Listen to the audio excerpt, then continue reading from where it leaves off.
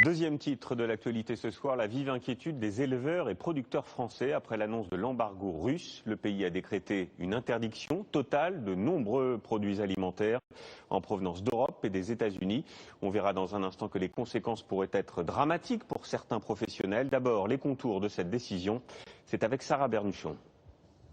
La riposte russe est officiellement lancée. À la frontière entre la Russie et la Finlande, déjà, des files de camions en provenance de l'Union européenne. Beaucoup vont devoir faire demi-tour. Les chauffeurs vont être informés des denrées qui sont interdites à l'importation. Ils doivent alors immédiatement quitter la zone. Un embargo a été décrété sur l'importation de la plupart des produits alimentaires en provenance notamment des États-Unis et de l'Union européenne.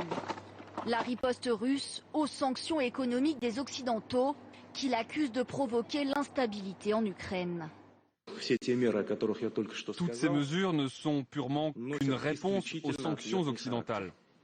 Nous ne voulions pas d'un tel développement. Il n'y a rien de positif dans ces sanctions. La Russie est le premier importateur mondial de fruits et légumes européens et le deuxième importateur de la volaille américaine.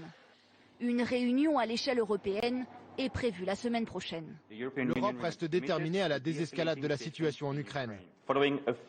Après examen approfondi de cet embargo, nous nous réservons le droit de prendre les mesures appropriées. La Russie a également menacé d'interdire le survol de tout son territoire à certaines compagnies aériennes américaines et européennes. Et dans le détail, cette interdiction concerne la quasi-totalité des produits alimentaires. Regardez, viande, poisson, fromage, légumes, fruits, soit 300 millions d'euros de manque à gagner pour les exportateurs français. C'est le cas par exemple de ce négociant de fruits que nous avons rencontré. Il pourrait mettre demain la clé sous la porte. Margot Manière, Antoine Morel, avec notre bureau à Marseille. Des poires destinées à la Russie qui ne partiront pas. C'est un camion complet, il y a 22 tonnes de poires Guyot. Emballé spécialement dans des cartons pour ce supermarché. Nous allons redécharger. 90% de ces pommes et de ces poires sont exportées vers la Russie. L'embargo va coûter à ce négociant des Bouches-du-Rhône 200 000 euros ce mois-ci. Je suis assommé, je crois que c'est un cauchemar, que je vais me réveiller, c'est pas possible. Obligé de dire à mon personnel qui est avec moi, certains depuis 9 ans, leur dire bon ben voilà, demain ou après-demain c'est fini. Il dure également pour ce producteur. Il se demande s'il va pouvoir vendre ses pommes et ses poires. Il n'y a plus de départ, on a arrêté tout le monde. Mais à l'avenir, j'espère que ça va redémarrer. À Rungis, près de Paris, cet exportateur de fromage est au téléphone avec une cliente russe pour tenter d'avoir plus d'informations.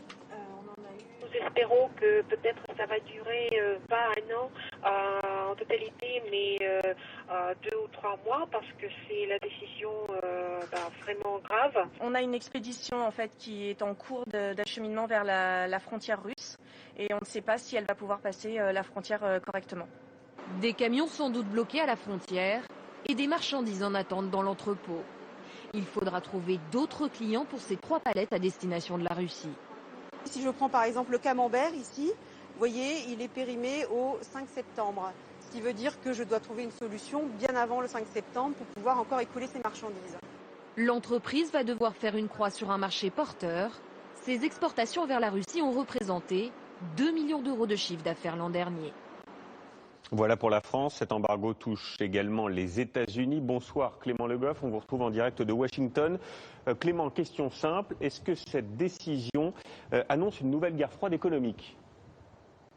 Eh bien, paradoxalement, Julien, les États-Unis seront moins touchés que l'Europe par cet embargo. Leurs exportations vers la Russie représentent à peine 1% du total de leurs exportations agricoles. C'est même moins que la France. Pour autant, entre Barack Obama et Vladimir Poutine, c'est œil pour œil, dent pour dent. Il y a 10 jours, les États-Unis annonçaient des sanctions contre la Russie. Aujourd'hui, c'est la Russie qui réplique et on assiste clairement à un bras de fer économique. Barack Obama qui répète jour après jour qu'il ne s'agit pas d'une nouvelle guerre froide, ce conflit qui a coupé le monde en deux pendant 50 ans. Nouvelle guerre froide, peut-être pas, mais c'est en tout cas une paix glaciale qui semble se dessiner. Merci Clément. Clément Le Goff en direct.